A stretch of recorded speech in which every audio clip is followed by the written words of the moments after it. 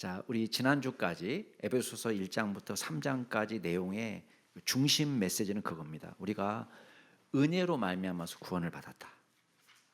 그래서 우리는 옛날에는 약속도 받지 못하는, 약속에 있어서 외인이고 마치 나그네처럼 소외된 사람이고 하나님도 없고 소망도 없고 약속도 못 받은 사람이었지만, 지금은 우리가 모든 성도들과 함께 같은 시민권을 가진 사람이고, 그리고 하나님의 권속이다. 요새는 잘 쓰지 않는 표현입니다만은 하나님의 가족이 되었다. 하나님 나라 구성원이 되었다.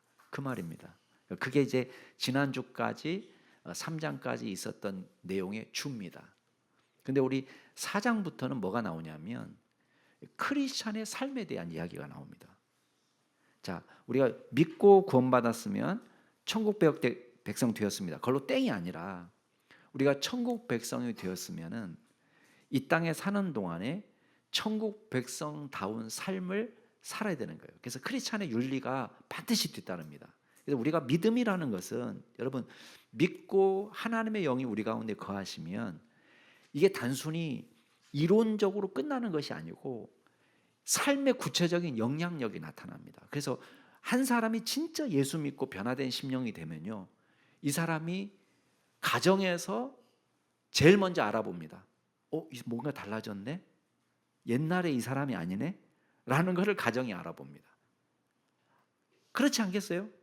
당연히 내가 예전에 내 마음대로 살았던 것을 하나님의 말씀 가운데 내 삶을 복종시키면 이 사람이 자신도 모르는 사이에 하나님의 사랑을 뿜어냅니다. 그러면 제일 먼저 배우자가 눈치채는 거예요. 자녀들이 눈치챕니다. 그리고 이 사람이 직장 생활을 한다고 생각해 보세요. 직장이 어떻게 되겠습니까? 뭔가 달라지는 거예요. 예전에 그 사람이 아닌 거예요. 자, 이 사람이 어떤 공동체에 들어가면 그 공동체가 달라지게 되고, 이 사람이 구성하고 있는 사회가 달라지게 되고, 나라가 달라지게 되는 겁니다. 그래서 교회도 당연히 마찬가지죠. 교회도 달라지게 되어 있습니다. 그래서 옛날 아우구스티누스나 종교개혁자들은 예수 믿는 사람들이 모여있는 이 교회는 천국이다, 이렇게까지 말한 적이 있었습니다. 그만큼 교회에 모여있는 사람이 누구예요? 다 예수 안에서 변화된 사람들이 모여있잖아요. 물론 이제 100% 그렇지는 않지만, 그래서 이 교회는 곧 천국이다까지 말할 정도로 이 문제가 중요한 문제입니다. 그러나 사실 우리가 엄밀하게 따지면은 정상적으로라면 사실 그렇게 돼야지 맞죠. 정말 예수 믿는 사람들만 모여 있는 곳이 천국이 되는 것이죠. 근데 실제로 우리가 경험하는 교회는 그렇지는 못합니다. 그러나 적어도 이 교회 안에서 뭘 경험하냐면, 하나님을 진하게 만나서 예배하면서 우리가 뭘 경험하냐면, 미리 천국에서 우리가 하나님과 만나서 예배하는 모습을 우리가 미리 조금 경험하는 거예요. 그리고 하나님 안에서 누리는 그 참 평안을 우리가 교회 안에서 미리 맛보게 되는 거예요. 그 다음에 우리가 서로 천국에 가면은 서로 사랑하며 살 텐데, 이 땅에서는 완벽하지 않지만 이게 진짜 믿는 사람의 공동체구나 라는 사랑을 경험하게 됩니다. 그러니까 저도요, 이제 20살이 돼가지고 한양으로 올라왔잖아요. 한양에 올라와가지고 결혼하기 전까지 10년을 외지 생활하는데, 제가 대부분의 그 잠자리를 이 믿음의 공동체 안에서 이룰 수가 있었어요. 그래서 제가 와서 처음 있었던 곳도 기독교 계통에서 운영하는 기숙사에서 있었고, 그 다음에 신학대학원 들어가면서도 제가 어떤 교회가 운영하는 장학관에 있었고, 그 다음에 기숙사 학교도 또 다 믿는 사람들이 있는 곳이. 근데 제가 느낀 건 뭐냐면, 이 사람들이 정말 믿음 안에서 변화된 사람들이 모여서 공동체를 이루니까요, 이게 율법이 작동하는 것이 아니라 희생과 사랑이 작동하는 공동체가 되는 거예요. 그래서 제 룸메이트하고 제가 한 번도 누가 설거지를 할 거냐, 누가 청소를 할 거냐 갖고 다퉈보질 않았습니다. 왜냐하면 있으면 먼저 설거지하고 먼저 밥하고 먼저 청소하고 이렇게 되다 보니까 우리가 공동체 안에서 뭘 경험하는 거예요? 아, 이게 천국인가 보다라는 걸 조금 경험하는 거예요. 그 다음에 또 뭘 경험하냐? 유무상통하는 것도 경험했습니다. 그래서 어떤 형제가 어려워서 등록을 지금 못하고 있다. 그러면 도와주고, 누가 도와줬는지 모르게, 오른손이 하는 일을 왼손이 모르게 그렇게 도와주는 공동체를 경험하기도 했습니다. 그러니까 그게 성령 충만할 때 작동하는 거예요. 그래서 성령 충만하지 않은 사람들이 또 교회 안에 모여 있잖아요. 또 어떤 때는 그래서 믿지 않는 사람도 있고, 믿어보려는 사람도 있고, 이제 믿은 지 얼마 안 된 사람도 있고, 가짜로 믿는 사람도 있고. 그래서 교회를 하나님의 나라다 이렇게 말할 수는 없지만, 엄밀한 의미에서 이야기하면 그래도 교회는 하나님 나라를 이 땅에서 구현해가는 공동체다. 그리고 하나님의 나라를 이 땅에 전파하는 공동체다. 이렇게는 이해할 수 있습니다. 자, 오늘 우리가 세 가지를 이야기할 텐데, 바울이 이 예수 믿고 구원받은 성도들에 대한 이야기를 한 다음에 윤리를 이야기할 때 제일 먼저 이야기하는 게 뭐냐? 하나됨에 대한 이야기를 해요. 하나됨. 그래서 오늘 제목도 하나됨을 힘써 지키라가 제목이에요. 근데 이 하나됨에 대한 이야기를 할 때 첫 번째는 그 일치의 사명이 우리에게 있다는 거예요. 일치의 사명. 하나됨의 사명이 우리에게 다 주어졌어요. 두 번째는 뭐냐면 일치를 위한 마음가짐. 어떻게 일치를 이룰 수 있느냐. 그다음 세 번째는 일치의 신학적 근거를 이야기할 겁니다. 자, 첫 번째는 뭐라고 그랬죠? 일치의 사명이 우리에게 주어졌다는 거예요. 자, 1절부터 3절까지 한번 같이 읽어볼까요? 1절부터 3절까지 읽겠습니다. 시작. 그러므로 주 안에서 갇힌 내가 너희를 권하노니 너희가 부르심을 받은 일에 합당하게 행하여 모든 겸손과 온유로 하고 오래 참음으로 사랑 가운데서 서로 용납하고 평안에 매는 줄로 성령이 하나 되게 하신 것을 힘써 지키라. 예. 여러분, 본문의 위치를 고려할 때 이게 얼마나 중요한 메시지인지를 우리가 알게 됩니다. 자, 바울 서신은요 항상 그렇습니다. 거의 대부분 바울이 쓴 서신서를 보면 앞에 부분에는 교리적인 이야기가 나와요. 신학, 우리가 어떻게 예수 믿고 어떻게 구원받았느냐 하는 이야기가 앞에 부분에 나오고, 뒷부분에는 거의 윤리에 대한 이야기가 나옵니다. 대표적으로 로마서가 그렇죠. 그래서 로마서도 1장부터 11장까지는 어떻게 우리가 구원받았느냐를 이야기하고, 그다음에 12장부터 마지막 16장까지는 구원받은 성도가 어떻게 살아야 되느냐를 이야기합니다. 고린도전서도 비슷합니다. 또 데살로니가 전서도 비슷합니다. 그리고 오늘 에베소서 말씀도 비슷합니다. 그래서 에베소 말씀도 1장부터 4장까지가 하나님의 선물로 구원을 받았다. 그런데 4장부터 6장까지는 어떻게 크리스찬이 살 거냐를 이야기합니다. 그런데 구원받은 성도가 제일 힘써야 되는 것이 뭐냐? 오늘 말씀에 보면 3절 말씀에 보면 성령이 하나 되게 하신 것을 힘써 지키라 이렇게 말하고 있습니다. 자, 처음에 권면부터 시작하는데요. 1절 말씀도 마찬가지예요.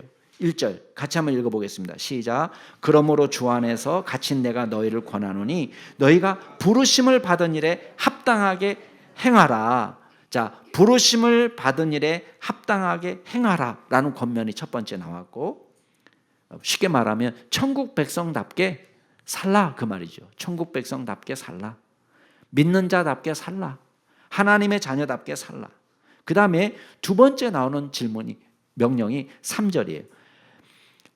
그러면 믿는 자답게 사는 대표적인 것이 뭐냐? 하나 되게 하신 것을 힘써 지키라 라고 말합니다. 쉽게 말하면 하나 되기 위해서 어떤 노력도 아끼지 마라. 그리고 재밌는 거는 여기 힘써 지키라는 이 명령어가 시제가 현재예요. 현재. 현재라는 것은 뭐냐면 제가 지난번에도 누누이 말씀드리지만 이벤트, 일회성 이벤트가 아니라 힘써 지키라는 것은 늘 생각날 때마다 기회가 주어지는 대로 오늘도 내일도 모레도 계속해서 이 일을 위해서 수고해라 라는 말을 하고 있는 것입니다. 왜 그러냐? 여러분, 하나 된다는 것은요 그냥 저절로 되는 것이 아닙니다. 이게 수고가 필요합니다. 저절로 되는 건 뭐냐? 물론 이제 뭐 다 돈 들어가고 시간도 들어가는 거지만 살찌는 거는 대부분 쉽습니다. 근데 살 빼는 건 어떻습니까? 예, 그건 이게 수고를 많이 해야 됩니다. 예. 물론 이제 거꾸로 되시는 분도 있어요. 어떤 분들은 막 살이 안 쪄가지고 막 너무 노력해가지고 이렇게 노력하고 저렇게 노력하고 막 이렇게 해서 살찌는 분들도 있습니다. 예. 이렇게 말하면 재수 없을 거예요. 예. 저도 이제 열심히 노력해서 현재 몸을 유지하는 거예요. 예. 마찬가지입니다. 우리가 수고하지 않아도 나이는 어떻게? 나이 먹기 위해서 막 열심히 수고했나요? 물론 돈은 듭니다. 돈은. 예. 그냥 나이가 드는 게 아닙니다. 먹고 유지하고 다 이렇게 해서 이게 연세가 드는 거거든요. 근데 이거는 그렇게 수고하지 않아도 노화가 됩니다. 예. 그런데 하나 되게 하는 거는 이거는 수고가 필요합니다. 힘써 노력해야 됩니다. 여러분 고린도 전서를 보면 고린도 교회는 개척한 지 얼마 되지도 않았습니다. 바울이 지금 고린도 전서를 보낼 때는 개척하고 나서 5년이 채 안 될 때예요.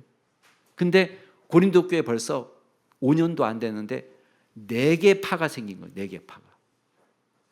바울파. 이름은 다 거룩해요. 파 이름이 다 거룩합니다. 바울파, 아볼로파, 게바파, 그리스도파. 심지어는 얼마나 파가 이름이 거룩합니까? 근데 내용을 보면요, 이게 거룩한 파가 아니에요. 다 거기에 뭐가 들어가 있냐? 나가 들어갔습니다. 내가 나타나니까 교회가 싸우는 것입니다. 나중에 바울이 너무 속상해가지고 야단칠 때 누구 파부터 야단칩니까? 바울 파보다 야단쳐요. 바울 파부터. 야, 니네가 바울 이름으로 세례 받았냐? 바울이 니네 위해서 십자가에 달려 돌아가셨냐? 무슨 바울파냐? 우리가 생각할 때는 바울파를 칭찬할 것 같잖아요. 아니에요. 빌립보 교회 가니까요, 빌립보 교회에는 여성 지도자 2분이 싸우는 거예요. 유오디아, 순두계, 이 2 여성 지도자들이 교회 안에서 싸우는 거예요. 우리식으로 얘기하면 유오디아 권사님하고 순두계 권사님하고 서로 파가 나뉘었어요. 그래서 서로 막 옳다고 하니까 교회가 난리법석이에요. 소아시아 7교회 중에서 에베소 교회가 나옵니다. 여러분, 지금 이 에베소 교회에 당부하는 게 뭡니까? 너희가 처음 사랑을 버렸다. 보통 우리가 처음 사랑을 버렸다고 하니까 어떻게 이해를 합니까? 처음 사랑을 버렸다는 것을 마치 복음의 열정을 잃어버린 것처럼, 하나님에 대한 사랑의 열정을 잃어버린 것처럼 우리가 말할 때가 많습니다. 그러나 에베소 교회를 잘 보면은요, 고난 가운데 믿음을 지켰다고 이야기하고 이단을 척결하기 위해서 아주 영적인 전쟁을 열심히 한 교회입니다. 이걸 하나님에 대한 사랑이 식어진 게 아니에요. 이건 첫 사랑을 잃어버렸다라고 이야기할 때 이 처음 사랑은 성도 간의 사랑을 말합니다. 성도 간에 처음에 뜨겁게 사랑했던 그 마음을 잃어버리게 된 것입니다. 예. 여러분, 저와 여러분이 이 교회 안에서 신앙생활한 지 오래 신앙생활 하신 분들은 벌써 14년이 지났는데요, 다행히 저는 우리 교회 안에서 무슨 파 있다는 말은 아직까지 못 들어봤습니다. 혹시 여러분은 알고 계시다면 저한테 제보를 부탁합니다. 예. 무슨 파가 있으면 안 되는 거예요.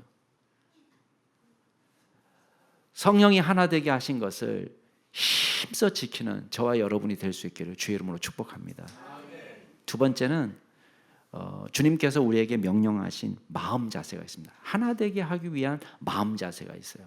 자, 2절 같이 한번 읽어볼까요? 2절 시작.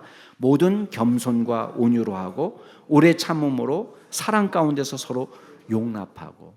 여기 구체적으로 4가지 덕목을 언급하고 있는데요, 첫 번째는 겸손, 2번째는 온유, 3번째는 오래 참음, 4번째는 용납입니다. 그런데 이 4가지 전부 다 그 당시 헬라인들이 볼 때는 별로 좋아하지 않는 덕목들이에요. 그러니까 우리식으로 좀 얘기하면 이렇게 사는 사람이 만약에 있다? 그럼 찌질한 거예요. 찌질하다. 뭘 저렇게 살아? 이런 덕목들입니다. 오늘 대한민국에서도 만약에 이런 식으로 산다 그러면 사람들이 찌질하다고 이야기할 거예요. 겸손이 뭡니까? 겸손이라는 것은 자기를 낮추고 상대방을 더 인정하고 높이는 걸 말합니다. 여러분, 헬라 사회에서 겸손은 어떻게 이해를 했느냐? 비굴한 것이라고 이해했습니다. 우리는 우리 자신의 수준을 다른 사람보다 높이 평가합니까? 보통 낮게 평가합니까? 보통 우리가 다 지 잘난 맛으로 삽니다. 그렇지 않아요? 예. 여러분은 스스로 생각할 때에 지금 어제 저녁에 부부싸움에서 여기 앉아 계신 분도 계실 텐데 여러분은 그 부부싸움의 원인 중에서 여러분의 잘못이 있다면 자, 몇 대 몇으로 좀 생각하겠습니까? 몇 대 몇? 싸워보지 않았나요? 네. 모든 사람이 부부싸움을 한 다음에 느끼는 감정은 뭐냐면 이게 9대 1이라고 생각합니다. 나는 열이라고 말하면 좀 미안해. 사실은 마음으로는 열이라고 말하고 싶은데 양심상 내가 열은 아니고 9이다. 9이 내가 옳다. 내가 잘못이 있다면 1 정도 잘못했다. 근데 비밀 하나만 알려드릴까요? 저 사람도 그렇게 생각하고 있다는 거예요. 자기가 9가 옳다고 생각하고 1이 잘못됐다라고 생각하는 거예요. 여러분, 우리는 나만 옳다라고 생각하는데 실제로 그렇지 않습니다. 그러면 누가 잘못된 걸까요? 누가 잘못된 걸까요? 예, 네가 잘못됐다. 내가 9다. 이러니까 이제 싸움이 계속 가는 거예요. 근데 객관적으로 질문을 해보면요, 여러분이 생각하는 만큼 여러분이 100% 옳지가 않습니다. 어제도 제가 볼 일이 있어서 가서 물건을 맡기고 이렇게 대기하고 있는데요. 조용히 좀 읽어보려고 하는데 도저히 읽어지지가 않는 거예요. 옆 테이블에서 부부싸움을 하시는 거예요. 그 앞 공개적인 자리에서. 근데 와, 저보다 제가 제 느낌으로는 저보다 한 5살 정도는 많으신 부부 같더라고요. 여보 당신 하면서 싸우는데 싸우는 모습을 보니까 꼭 신혼 같아요. 아직도 사랑이 식지 않았어요. 그래서 서로 말꼬리 잡고 초등학생들 싸우듯이 싸우고 계시는 거예요. 그래서 제가 객관적으로 볼 때는 두 분 다 지금 문제가 많다고 느끼는데 두 분이 생각할 때는 100% 자기가 옳다라고 생각하는 거예요. 각자가. 그러니까 계속 평행선을 긋고 살아가고 계셔요. 야, 열정도 대단하시다. 저 나이 되면은 부부싸움을 하다가도 그만둘 때 되지 않았나? 연세가 60 정도 되면 여러분 경험은 어떻습니까? 부부싸움을 하다가도 그만둘 나이 아닌가요? 아닙니까? 근데 진짜 열심히 싸우세요. 열심히. 그리고 말꼬리 잡고 계속 늘어지시고 서로 대화가 안 되니까 막 답답해서 죽으려고 그래요. 서로. 겸손이라는 거는요, 말만 겸손한 것이 아닙니다. 마음으로 상대방을 높이는 것입니다. 아무 일이든지 다툼이나 허영으로 하지 말고 오직 겸손한 마음으로 자기보다 남을 더 나은 사람으로 여기고. 빌립보서 2장 말씀입니다. 고린도 교회 문제도요, 사실 4개 분파하지만 전부 다 뭐라고 나오냐면 에고 나옵니다. 예. 여러분, 에고는 다 아실 거예요. 헬라어 몰라도. 에고는 나라는 뜻이거든요. 헬라어로. 에고 투 파울루 이렇게 얘기해요. 뒤에 파울로 나는 바울파다. 바울에게 속했다라고 말하지만 아니에요. 바울은 핑계예요. 그냥 파 이름을 정할 때에 성덕파, 안성덕파 뭔가 폼이 안 나잖아요. 그러니까 안성덕파 대신에 뭘 넣었냐면 바울 이름을 집어넣은 거예요. 자기 이름을 넣고 싶은 거예요. 사실은 우리 다 그래요. 근데 고린도 교회 편지를 보다 보면 전부 다 나예요. 내가 바울파다. 내가 그리스도파다. 뒤에는 약해요. 그리스도하고 바울하고는 아무 문제 없어요. 바울하고 게바하고 아볼로하고 아무 문제 없어요. 서로 싸우지 않았어요. 근데 고린도 교회 성도들은 다 자기예요, 자기. 내가 옳다, 내가 옳다, 내가 옳다. 여러분, 이렇게 돼서는 절대 하나 되지 못한다는 것을 기억하시기 바랍니다. 예. 옆에 분에 얘기해 주세요. 저보다는 정말 나으신 분입니다. 얘기해 주세요. 예.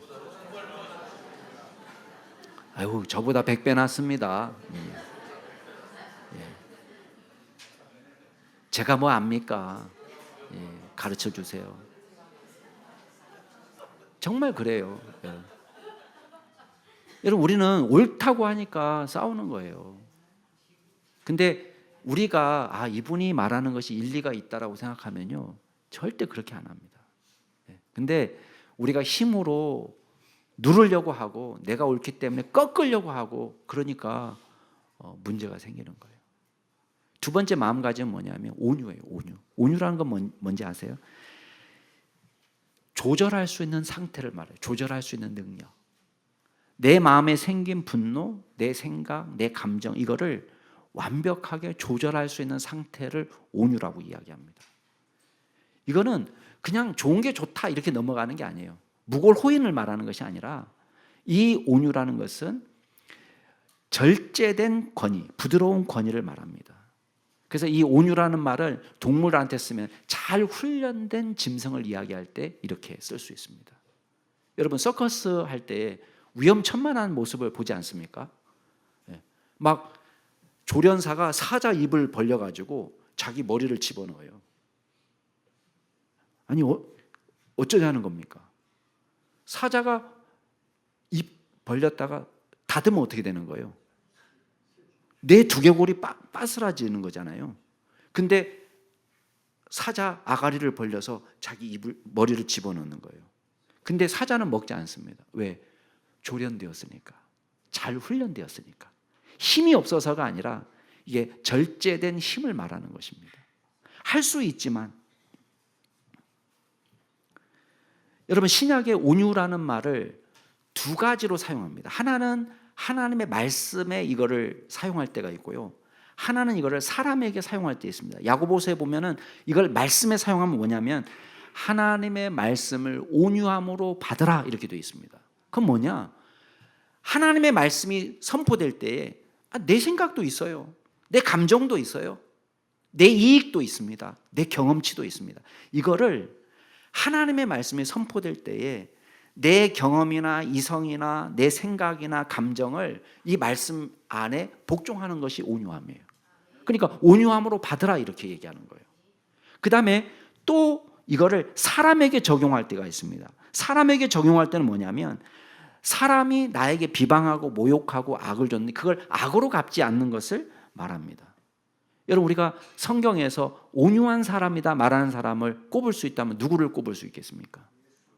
물론 예수님도 있고 처음에는 모세가 있어요. 그 모세는 민수기에 보면은 모세는 지면의 모든 사람보다 온유함이 승하다 그랬습니다. 여러분, 모세가 다 할 수 있습니다. 깜냥도 안 되는 백성들이 모세를 비방하고 모욕하고 원망하고 불평하고 이렇게 할 때에 성질 같으면 확 이런 게 왜 없겠어요? 하나님이 직접 제안합니다. 야, 쟤네들 싹 다 없애버려라. 쟤 싹 다 없애버리고 너랑 나랑 새로운 백성 한번 만들어 보자. 거룩한 공동체 한번 만들어 보자. 하나님이 제안합니다. 여러분이 모세 같으면 어떻게 하겠습니까? 얼씨구나 좋다 이렇게 할 수 있어요. 근데 모세가 그렇게 안 합니다. 그리 마옵소서. 아니, 하나님의 마음을 지금 모세가 그게 성들 같으면 확 이런 말 왜 없겠어요? 근데 모세는 그럼에도 불구하고 온유함으로 백성들을 끌어안는 것입니다. 신약 성경에 보면은 예수님이 누구보다도 온유하신 분으로 나옵니다. 예수님은 뭐라고 얘기합니까? 나는 온유하고 겸손하니 나의 멍에를 메고 내게 와서 배우라고 이야기합니다. 주님의 온유함과 겸손함을 배우라라고 말합니다. 여러분, 빌립보서에 보면은 다툼과 허용으로 하지 말고 우리가 뜻을 합하여 한 마음을 품으라 이렇게 얘기할 때 한 마음이 뭐냐? 그리스도 예수의 마음을 품으라고 이야기합니다. 이게 온유함이에요. 온유함. 내가 할 수 있지만 내 힘과 내 능력을 조절하는.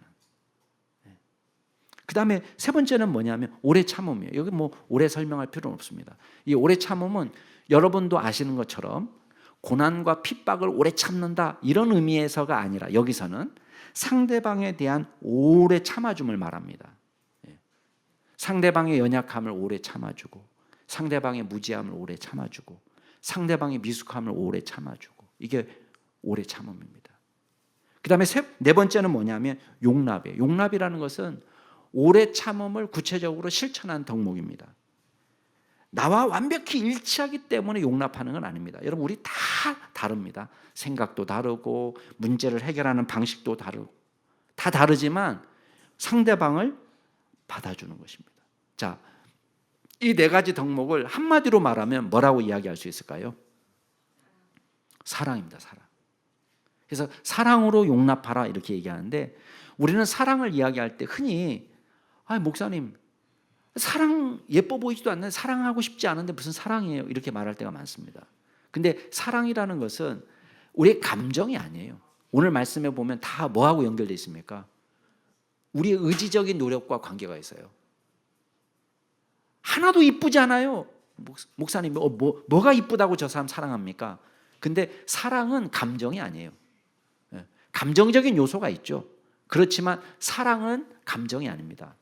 여기 오늘 말씀에 겸손하고 온유하고 오래 참고 용납하고 이건 다 뭐하고 관련이냐면 우리의 의지와 관련이 있습니다. 그러니까 힘써 하나됨을 지키라는 거예요. 그래서 하나님께서 원하시는 교회를 만들어갈 때에 하나 되는 공동체를 만들어갈 때에 우리가 사랑으로 서로 용납하는 것입니다.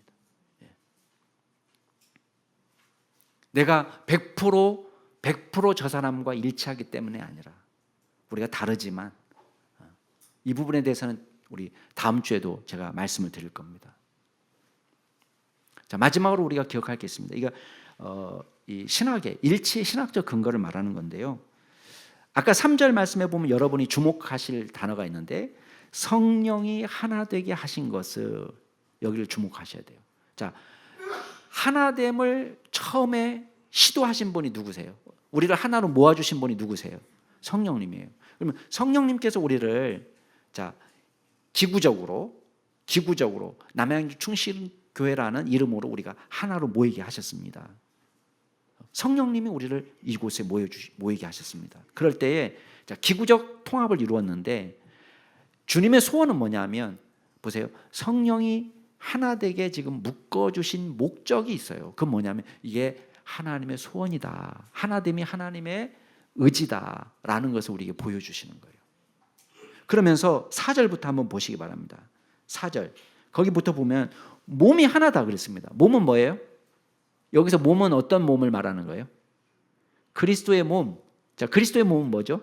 교회. 교회가 하나다는 거예요. 우리가 지구 반대편에 있어도 우리가 우주적 공동체, 하나님의 교회라는 이름으로 모였습니다. 두 가지 교회가 아니에요. 그 다음에 성령도 한 분이시다. 그 말은 뭐예요? 우리를 하나 되게 하신 똑같은 성령을 받은 거예요. 제가 예수 믿을 때 받은 성령님이 다르고 여러분이 예수 믿을 때 받은 성령님이 다르냐? 아닙니다. 같은 성령님을 지금 우리가 모시고 살아가고 있습니다. 근데 여러분 어떻게 우리가 같은 하나님을 모시고 살아가는데 우리가 서로 다투고 시기하고 경쟁하듯 할 수 있겠습니까? 또 너희가 부르심이 한 소망 안에서 부르심을 받았다. 소망도 같아요. 우리가 예수 믿고 소망하는 게 뭡니까? 우리가 꿈꾸는 하나님의 나라, 우리가 소망하는 하나님의 나라는 같은 하나님의 나라예요. 서로 다른 하나님의 나라를 꿈꾸는 게 아닙니다. 5절 말씀에 보면 주님도 한 분이시고 믿음도 하나다. 우리 같은 믿음을 가졌어요. 세례도 하나다. 여러분 누구 이름으로 세례 받았습니까? 성부, 성자, 성령 삼위 하나님의 이름으로 세례를 받았습니다. 다르게 세례 받으신 분 계신가요? 아니, 우리 다 성부, 성자, 성령의 이름으로 세례를 받았습니다. 하나님도 한 분이시고 곧 만유의 아버지시다. 만유에 계시고 만유를 통일하시고 만유 가운데 계시다. 여러분, 그리스도인의 연합은 하나님께서 하나 되게 하신 것에서 시작되는 것입니다. 하나의 몸으로 부름을 받았고 하나의 교회를 이루었습니다. 같은 신앙으로, 같은 이름으로 세례를 받고, 같은 소망을 품고, 같은 하나님을 모시고, 같은 주님을 모시고 우리가 살아가는 것입니다. 이게 중요한 것입니다.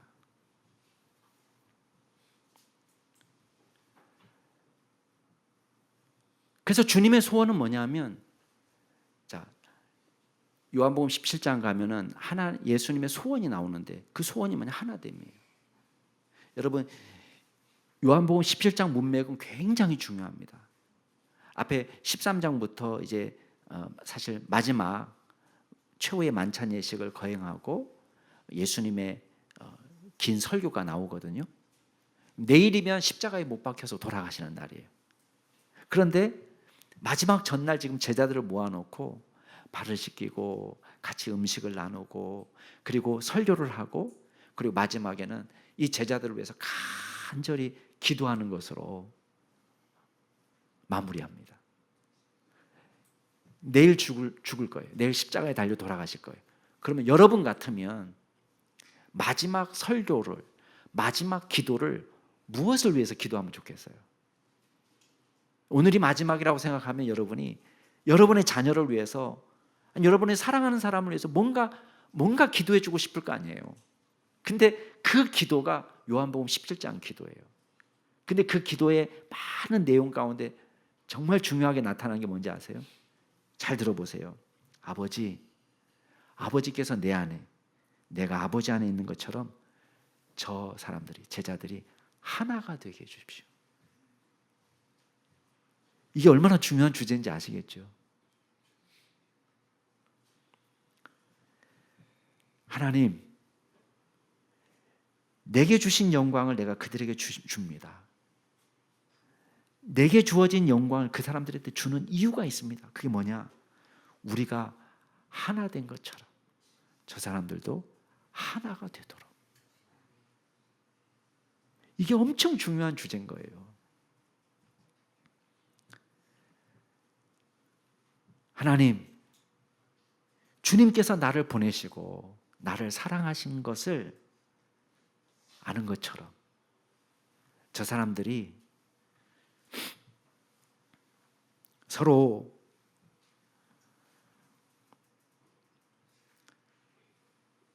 사랑하고 있다는 것을 세상이 알게 하옵소서.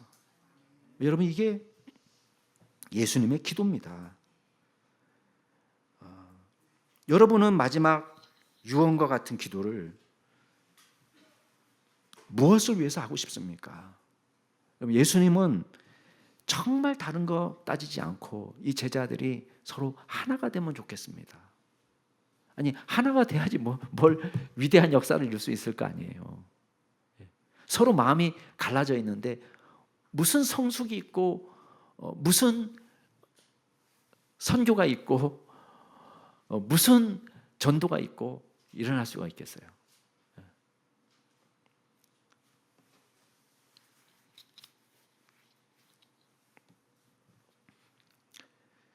두 가지 기본 원칙을 이야기하는데요. 자, 일치됨을 위해서 우리가 놓치지 말아야 될 딱 한 가지가 있습니다. 그 뭐냐면 진리 안에서의 일치다. 그래서 우리가 무조건 개나 소나 하나 되는 것이 아니라 적어도 하나 되기 위해서는 제일 중요한 전제 조건이 있습니다. 그게 뭐냐면 우리가 진리 가운데 있어야 된다. 그리스도 안에. 이게 기본입니다. 지난번에도 말씀드린 적이 있는데 신천지가 우리 교회 방문해가지고 저랑 얘기하다가 계속 말이 이게 겉도는 거예요. 아무리 이야기해도 말을 듣지 않고, 그러니까 그냥 됐다고 이제 가시라고 얘기했더니 막 가면서 같은 하나님 믿는 사람끼리 이러지 맙시다 뭐 이러는 거예요. 그래서 제가 정정해 줬어요. 그렇게 말하지 말라고. 어디 가서 우리 같은 하나님 믿는다고 얘기하지 말라고. 당신들이 믿는 하나님하고 내가 믿는 하나님이 다르다. 이름은 똑같아요. 저 사람도 하나님이라고 말하고 예수님이라고 말하고 성령님이라고 말하고 구원이라고 말하고 영생이라고 말하고 천국이라고 말하는데요, 다 달라요. 우리가 생각하는 예수님이 아니에요. 저 사람들이 믿는 예수님은. 우리가 생각하는 보혜사가 아니에요. 저 사람들이 생각하는 보혜사는. 우리가 생각하는 하나님이 아니에요. 저 사람들이 생각하는 하나님은. 그래서 하나됨에 있어서 가장 중요한 원칙은 뭐냐면 진리 안에서의 하나됨입니다. 그래서 같은 하나님을 믿고 같은 주님을 믿고 같은 믿음을 가지고, 그래서 진리 안에서의 하나됨을 위해서는 어떤 사람과도 우리가 일치를 이룰 수 있는 거예요. 진리 안에서는. 지구 반대편에 있는 사람들도 우리가 믿음 안에 같이 있다면 우리 도와야 되는 거예요. 우리의 문제처럼. 또 한 가지 우리가 중요하게 생각하는 게 뭐냐면 3절에 나와 있습니다. 우리 3절 말씀은 오늘 굉장히 중요한데, 중요한 것은 일치를 이루는 방식이에요. 그게 뭐냐면 평화에 매는 줄, 평안에 매는 줄이라고 되어 있습니다. 자, 이건 뭐냐면 평화와 조화를 위해서 획일화가 아닌 거예요. 여러분, 우리가 세상의 일치는 어떻게 하는지 아세요? 세상의 일치는 이렇게 합니다. 자, 오늘 회식합니다. 우리 부서 회식이에요. 자, 주문해. 난 짜장. 뭐 먹을 거야? 난 짜장이야. 뭐 먹을 거야? 여기 고추 잡채 얘기할 수 있겠어요? 네. 이거 획일화예요. 야, 우리는 하나야. 하나로 통일해야 돼. 하나로 가는 거야. 난 짜장, 넌 뭐야? 이거는 획일화예요. 이거는 하나됨이 아니에요. 기독교가 말하는 하나됨이 아닙니다.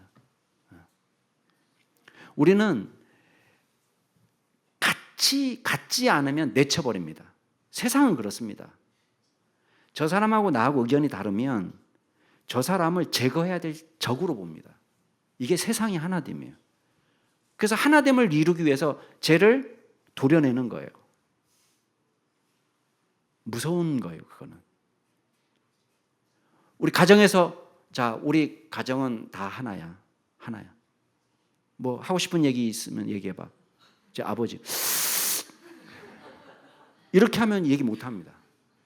쓸데없는 소리 이렇게 하면 아무도 얘기 못합니다. 여러분, 좋은 가정, 건강한 가정은 뭐냐면 어떤 얘기도 할 수 있는 가정이 건강한 가정입니다. 예. 여러분 가정은 어떤 가정입니까? 쓸데없는 소리 이렇게 하면은 겉으로는 하나 될 수 있어요. 왜? 말 안 하니까. 짚어채워버리고, 에이씨, 조용히 있지 뭐. 그럼 하나 될 수 있어요. 근데 이거는 뭐냐면 법적인 하나됨이에요. 기구적인 통합. 그러나 복음은 절대 그렇지 않습니다. 화평을 이룬다고 얘기해서 화평. 그래서 우리가 기독교의 하나됨을 우리가 생각할 때 반드시 생각해야 되는 건 뭐냐면 신념, 믿음에 있어서는 우리가 일치를 이루어야 됩니다. 그렇잖아요. 우리가 성경이 하나님의 말씀이라고 믿는 사람들끼리 모여 있어요. 그거예요. 예수 그리스도께서 내 삶의 주인이시라는 사람이 모여 있는 거예요. 그러니까 이 신념은 우리가 바꾸면 안 돼요. 그렇지만 이 믿음을 표현하는 방식은 다 다릅니다. 관심 분야가 다 달라요. 어떤 사람은 해외 선교에 막 꽂혀가지고 막 미쳐가지고 돌아간 사람이 있어요. 근데 다 해외 선교 나가면 어떻게 되겠어요? 어떤 사람은 가난한 사람을 도와주는데 꽂혀가지고 막 거기에 미쳐가지고 이거 해야 된다라고 할 수 있습니다. 그런 사람 필요해요. 있어야 됩니다. 근데 다 그렇게는 못하는 거예요. 다 저마다 꽂힌 부분이 달라요. 근데 왜 그렇게 목숨 것입니까? 이게 내가 하나님을 사랑하는 방식이에요. 그리고 성경에 다 나와 있어요. 그래서 우리는 서로 다른 방향으로, 이 부분은 물론 다음 주에도 제가 이야기하겠지만 다 다릅니다. 근데 우리가 다 돌격 앞으로 다 저처럼 막 이렇게 할 수는 없잖아요. 그러나 각자가 있는 곳에서 내가 받은 사명이 다 서로 다릅니다. 그 사명을 존중히 여기고, 야, 너 수고가 많다. 집사님 너무 수고 많네요. 너무 귀한 일 하시네요. 선교사님 정말 귀합니다.